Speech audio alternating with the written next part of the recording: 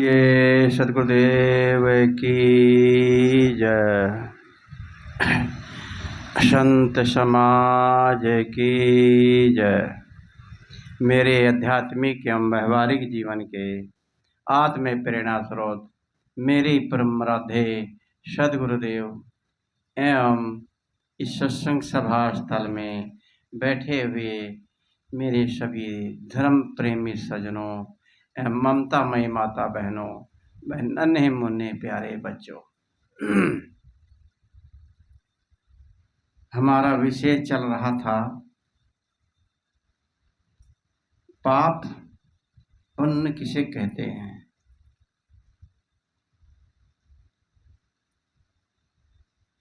पाप कैसे कटता है। जैसे हम लहसुन प्याज खा लें तो उसके अंदर से दुर्गंधी की ढकार आती है। लहसुन प्याज खा लिया और दुर्गंधी को ढकार के लिए हम किसी परमात्मा से प्रार्थना करें, भगवान से, किसी देवता से उसकी पूजा करें कि हे भगवान, मेरे मुख से ये दुर्गंधी की ढकार खत्म हो जानी चाहिए। कभी नहीं हो सकता। दुनिया के सारे भगवान, सारे देवी देवता मिल करके भी आपकी दुर्गंधी की ढकार नहीं बंद कर सकते। बंद कैसे होगी? आप लहसुन प्याज खाना छोड़ दें, बस दुर्गंधी की ढकार बंद हो जाएगी, कभी नहीं आएगी। ऐसे ही हमारे जो किए हुए पाप कर्म हैं, हम लोग देवी देवताओं से प्रार्थना करके, भगवान से प्रार्थना करके अपना पाप कटवाना चाहते हैं। कोई भी देवी देवता, कोई भगवान आपकी किए हुए पापों को नहीं काट सकता। आप कितने ही भगवान की पूजा कर लो, कितने ही देवी देवता की प्रार्थना कर लो, कितना ही आप धर्म भी कर लो, धर्म कर लो, धर्म से आपका पाप कभी नहीं कटेगा। धर्म एक ऐसी चीज है कि हमने दान दे दिया, कोई आज धर्मशाला बना दिया, उसका फल आपको मिलेगा, लेकिन आपका किया हुआ पाप जो है उस धर्म से कट जाएगा? कभी नहीं कटेगा। आपके अच्छे किए हुए कर्म और जो पाप कर रहे हैं उसको छोड़ देने से ही आगे आपका सब कोई पाप आपको नहीं लगेगा। यानी कि गलत काम को छोड़ देने से ही आपके आगे पाप खत्म हो जाएंगे। आप 20 साल से भांग खा रहे हैं, सुल्फा पी रहे हैं, बीड़ी सिगरेट पी रहे हैं, शराब पी रहे हैं, लेकिन 20 साल के बाद आपको उससे घृणा हो गई, आपने नशा करना छोड़ दिया, धूम्रपान करना छोड़ दिया, तो आज से आप नशेड़ी नहीं कहलाएंगे। जो खाया उससे शरीर की हानि हुई, वो हानि तो ठीक नहीं होगी। शराब पिया तो आपके फेफड़े गल गए, आपने शराब छोड़ दी तो उससे आपका फेफड़ा नहीं ठीक होगा। आपने बीड़ी सिगरेट छोड़ दी, गुटखा छोड़ दिया, जो शरीर को हानि पहुंचा दी गई उन चीजों ने, वो हानि आपको रहेगी, लेकिन आज के बाद आपकी हानि खत्म, जो आगे नहीं होगी। आप शराबी नहीं कहलाएंगे, नशेड़ी नहीं कहलाएंगे। तो हमारे किए गए कर्म हमारे साथ चलते हैं। जैसे साया, हमारा साया हमारे साथ चलता है, ऐसे ही कर्म भी हमारे साथ चलते हैं।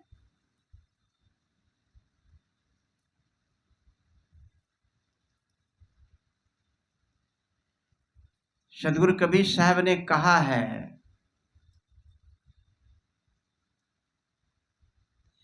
कि दया धर्म क्या है? जिसके दिल में दया नहीं है, करुणा नहीं है, वो धर्म का काम, अच्छा कर्म करे भी कुछ नहीं होने वाला। आप गलत काम कर रहे हैं और भंडारा कर लो, लंगर चला लो,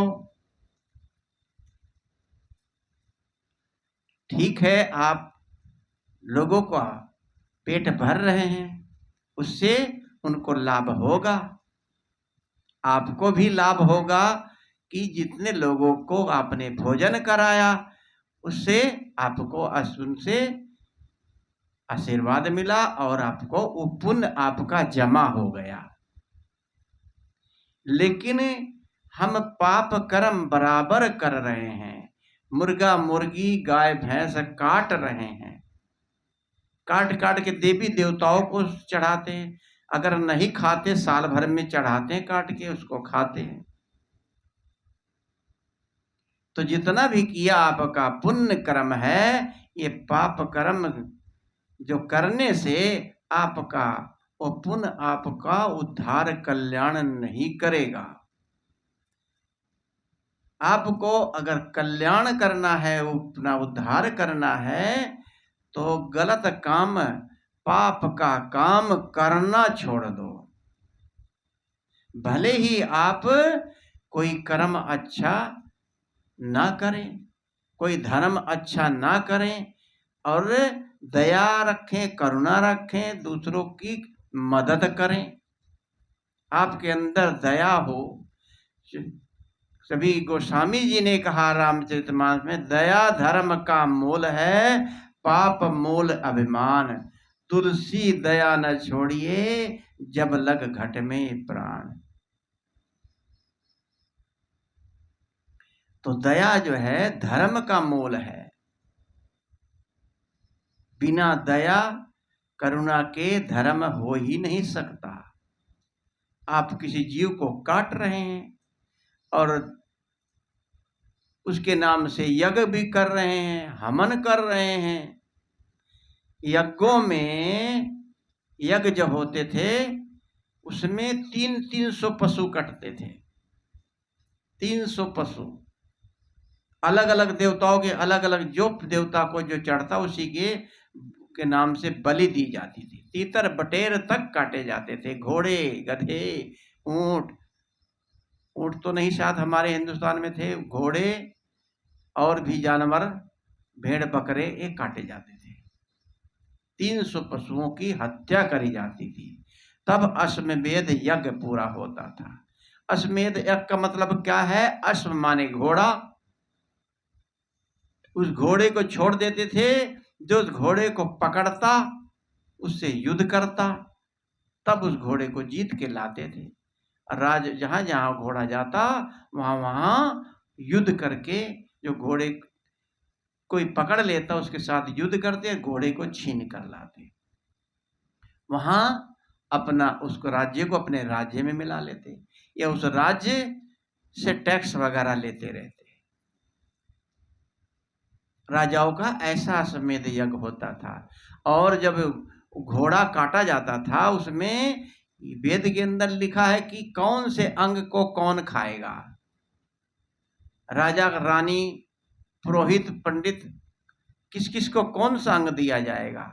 यहां तक लिखा है वेद के अंदर, जो घोड़ा को रानी काटती थी और रात भर उसके पास कपड़ा ढांक उसके पास सोती थी,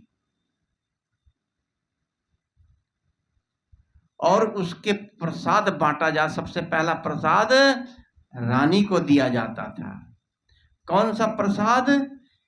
वेद के अंदर लिखा कि रानी को घोड़े के जो लिंग होता है उसको काट करके उसी का प्रसाद बना करके रानी को दिया जाता था, ऐसा वेद में लिखा है। बाकी अंगों को राजा को दिया जाता, बाकी और पुरोहितों को। वेद में तो पता नहीं कितना क्या क्या कूड़ा कबाड़ भरा है। वेद में ज्ञान भी भरा है। तो ऐसे अश्वमेध यज्ञ की रचना होती तो ये कोई अश्वमेध यज्ञ है, यज्ञ होता है ज्ञान यज्ञ। तभी कृष्ण जी ने गीता में कहा ज्ञान यज्ञ करिए, ज्ञान का यज्ञ, ज्ञान का प्रचार करो, ज्ञान की कथा कहो।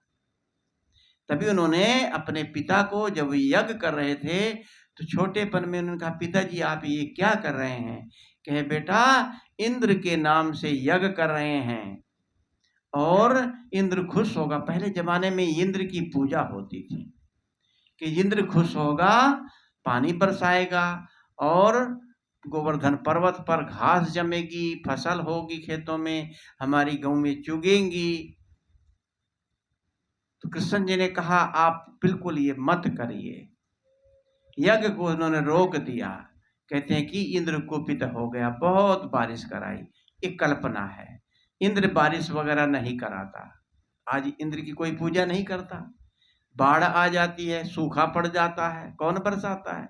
आज आदमी पढ़ा लिखा ज्यादा हो गया है, विज्ञान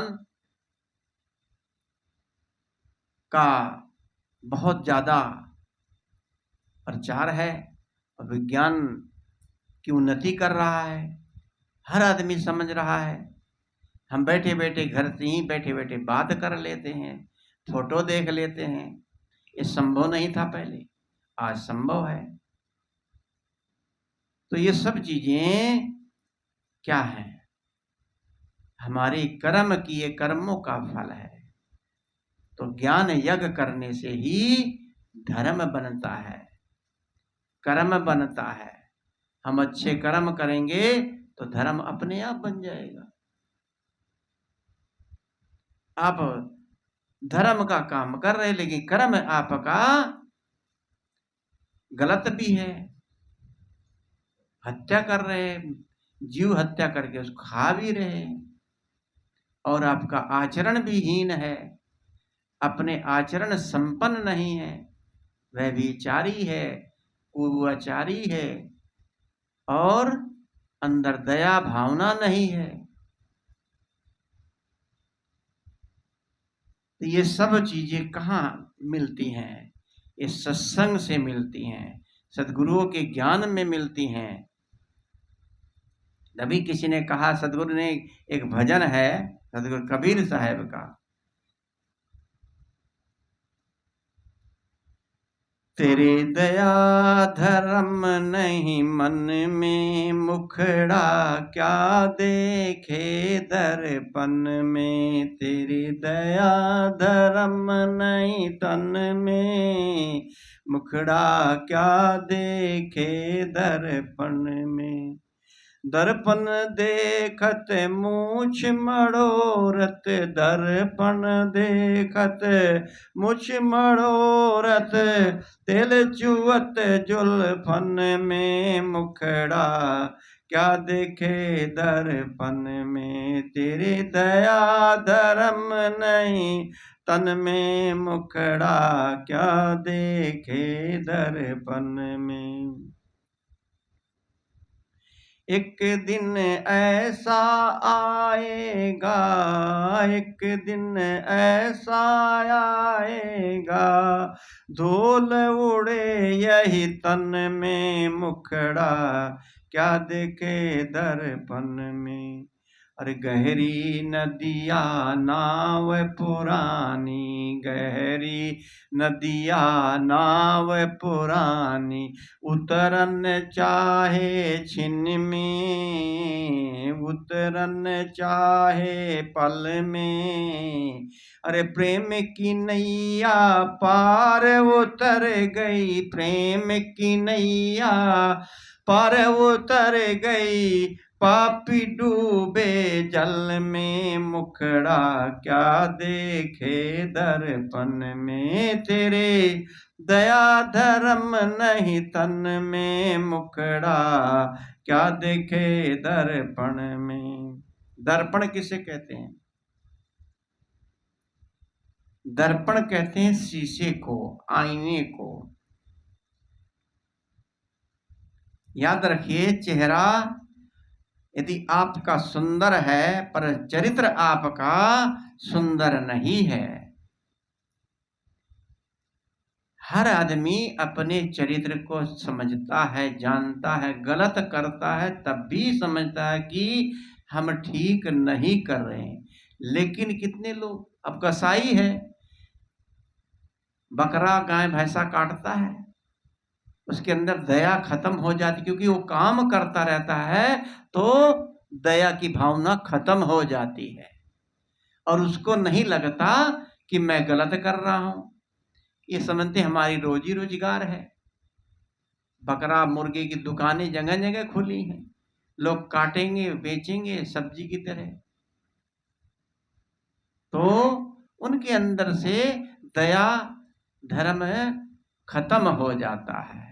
ऐसे ही हम लोग यदि ज्यादा पाप में उतर जाते हैं, आचरणहीनता में उतर जाते हैं, तो अंदर से हमें महसूस उस टाइम नहीं होता कि हम गलत कर रहे हैं। यदि गलत महसूस करें तो हम गलत करें ही ना, गलत करना छोड़ दो, बस आप ठीक हो जाओगे। कल गलत कर रहे थे, आज गलत करना छोड़ दो, त्याग दो, आप एक अच्छे इंसान बन जाओगे। इसीलिए सदगुरु ने कहा मुखड़ा क्या देखे दर्पण में, जिसके अंदर दया धर्म नहीं है, अपने सुंदरता चेहरे से कोई कीमत नहीं, एक पैसे की कीमत नहीं आपके चेहरे की। तभी कहा है health wealth is nothing, wealth में धन है तो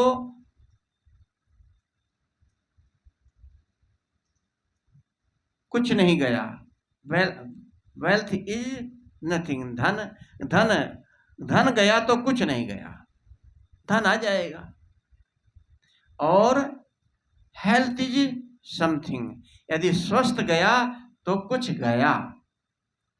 और character is very something, character आचरण आपका यदि चला गया, समझ लो सब कुछ चला गया। तो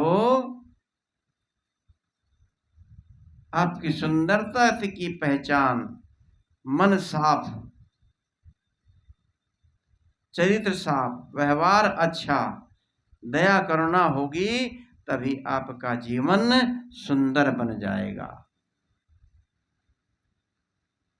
यदि आपका मन पवित्र नहीं बनेगा, चाहे कितना भी गंगा में गोता लगा लो, तीर्थ व्रत कर लो, कोई पूजा पाठ कर लो, आपकी मुक्ति कभी नहीं होगी, आपका जीवन सुंदर कभी नहीं बन सकता। इसलिए मेरे प्यारे बंधुओं, आचरण संपन्न व्यक्ति की पूजा होती है, चाहे कितना धन हो, दुनिया भर का राज हो, चाहे अब रावण को जानते हैं आप लोग सभी, रावण धन में सर्वसंपन्न था, पुत्र में 1,00,000 सवा लाख नाती, इतने पुत्र थे, नाती पोते थे, और घर मकान नगर उसका सोने का कहा जाता है। सोने के मकान तो होते नहीं है, लेकिन उस जिसकी कीमत होती है, जैसे आदमी किसी को कह देता है भाई तुम तो हीरे जैसे लग रहे हो, चमक रहे हो, और आपकी सोने जैसी इज्जत है, अब सोना थोड़ी बन गई। ऐसे ही लंका नगरी सोने की थी कि वहां सर्व संपन्न जो होता है वो सोने की जैसी नगरी ही कहलाती है। आपका घर मकान सब संपन्न है, सब कुछ है, परिवार अच्छा है, कोई कमी नहीं, तो कहते हैं कि भाई हमारा परिवार तो हीरा है, हीरा, अच्छे परिवार में है, बेटे कहने में है, पत्नी कहने में, बहू कहने में है, सब परिवार में सब अच्छे हैं, तो आप तारीफ करेंगे ना। किसी की तरक्की को देख करके कभी ईर्ष्या द्वेष नहीं करना चाहिए। खुश होना चाहिए कि अच्छा है, बढ़िया है, हमारे पड़ोसी बढ़िया हैं, सब अच्छे हैं, सबको परमात्मा अच्छा संपन्न बनाए। पड़ोसी अगर संपन्न होगा, गाड़ी घोड़ा होगी तो कल जरूरत पड़ेगी, गाड़ी आपको भी मिल सकती है कभी दुख सुख में। इसलिए खुशी होनी चाहिए। घर मकान बन गए, अच्छी कोठी बन गई, कभी सुख दुख में आपके काम आ सकती है, तो ना भी आए। आपको ईर्ष्या करने से क्या मिलेगा? एक व्यक्ति ने गाड़ी खरीदी, कार, और कार खरीदी, नवी निकलवाई और उसको ले करके गली से इधर से उधर, उधर से उधर घुमा रहा था। तो एक व्यक्ति ने कहा, बूढ़े व्यक्ति बैठा, बेटा इस गाड़ी को आप बार बार घुमा के इधर से उधर ला रहे, उधर से इधर क्यों? आपका कितना पेट्रोल जल रहा है, जल गया। कहे दादा मैं पेट्रोल की चिंता नहीं है, मैं पेट्रोल भले जल जाए लेकिन मैं लोगों को जला रहा हूं। ये है लोगों की सोच। लोग ये चीजें लेते हैं लोगों को दिखाने के लिए, जलाने के लिए।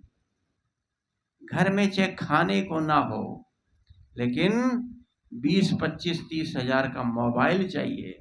हाथ में बड़ा मोबाइल होगा तो बड़ा सम्मान मिलेगा।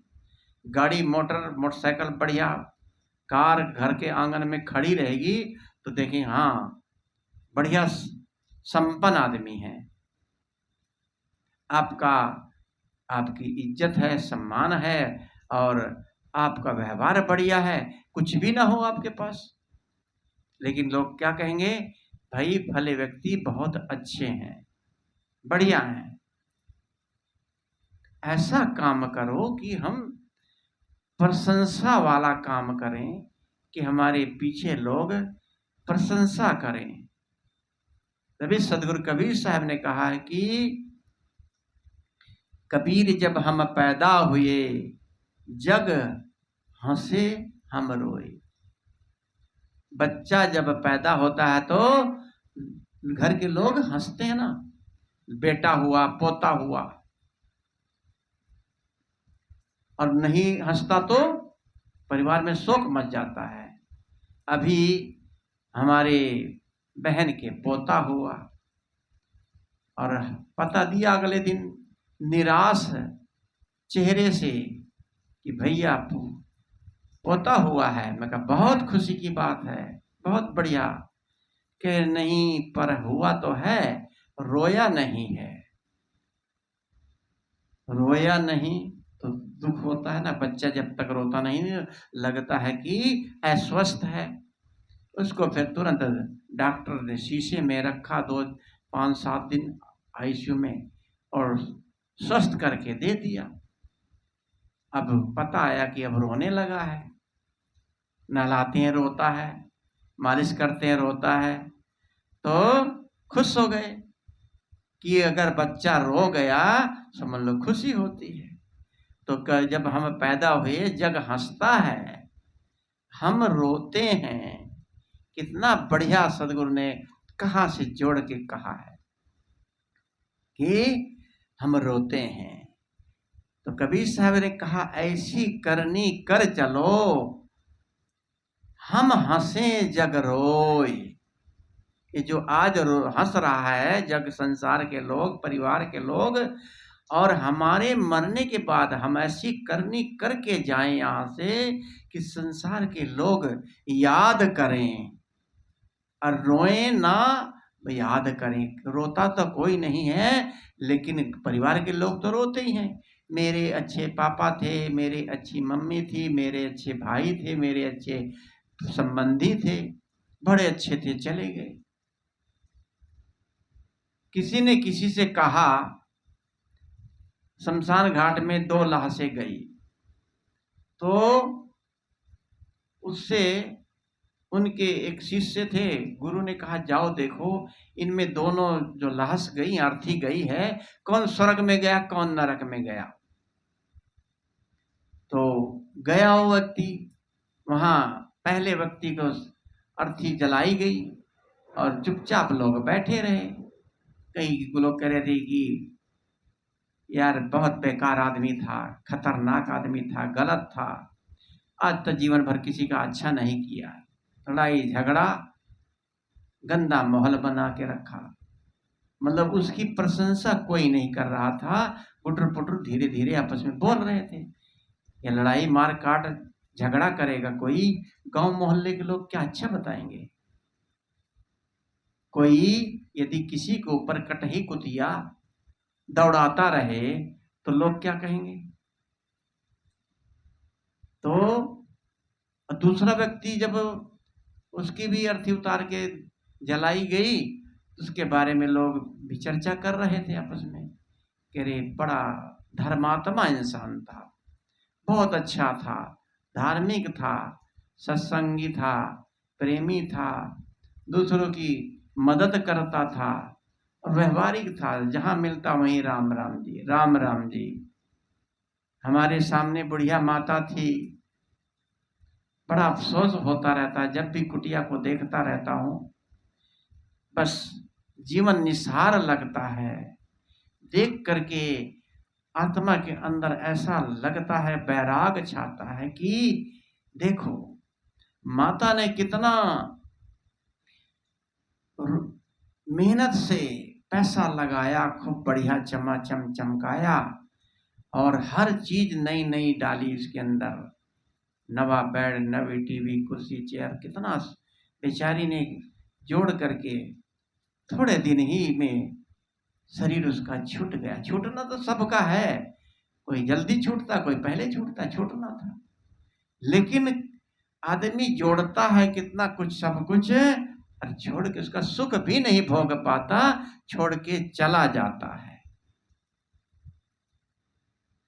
तो आज वो वीराना सा लगता है, सुनसान लगता है, कोई कुछ नजर, चिड़िया भी नजर नहीं आती।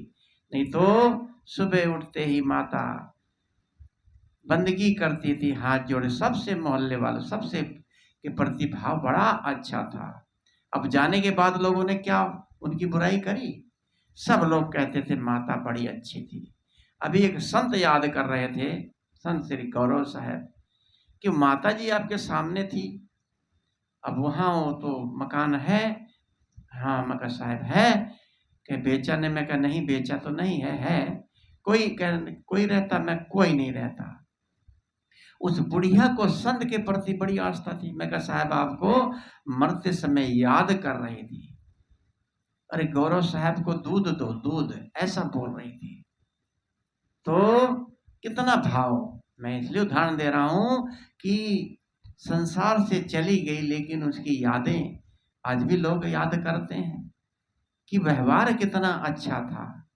देख करके हमें व्यवहारिक बनना चाहिए, दूसरे के प्रति दया की भावना रखनी चाहिए।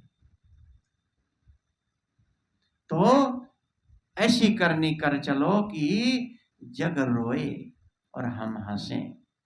हंसे का मतलब मरने के बाद कोई हंसता थोड़ी है, यानी प्रसन्न होके, खुश होकर के, अच्छा जीवन बिता के संसार से यदि चले गए तो हंसना ही है वो, उसका मोक्ष हो गया, स्वर्ग हो गया।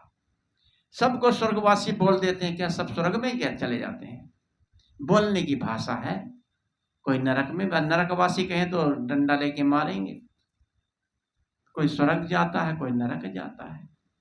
कर्मों से पहचान होती है कि ये आदमी स्वर्ग में गया। तो वही वहां बोल रहे थे शमशान घाट में आके, गुरु जी से बताया। गुरु जी जो पहले अर्थी गई थी वो नरक में गया, और जो अर्थी बाद में गई थी ये स्वर्ग में गया। कि कैसे बताया, उसके बारे में गलत चर्चा थी और इसके बारे में अच्छी चर्चा थी। इससे अंदाजा लगाया गया कि वो नरक में गया कि कर्म उसके अच्छे नहीं थे, जीवन भर खुराफात करता रहा, और इसने कर्म अच्छे किए थे, लोग याद कर रहे हैं जाने के बाद भी। तो मेरे बंधुओं, हमें कर्म ऐसे करना चाहिए, जाना सबको, कोई अमर नहीं है, इसलिए अपने अंदर में, दिल में दया का खजाना रखिए। तो मैं कह रहा था रावण अहंकारी था, सब कुछ संपन्न था, अधर्मी था, लेकिन क्या आज कोई अपने बेटे का नाम कोई रावण रखता है? कोई नहीं रखता ना रावण। रावण कुछ गोत गात तो जरूर बन गए हैं, कहीं कहीं फलाने सिंह रावण, लेकिन कोई अपने बच्चे का नाम रावण नहीं रखता। जो गलत कर्म वाले गलत काम करते हैं उनको कोई पसंद नहीं करता। दशरथ की पत्नी कैकेयी थी, मंथरा थी,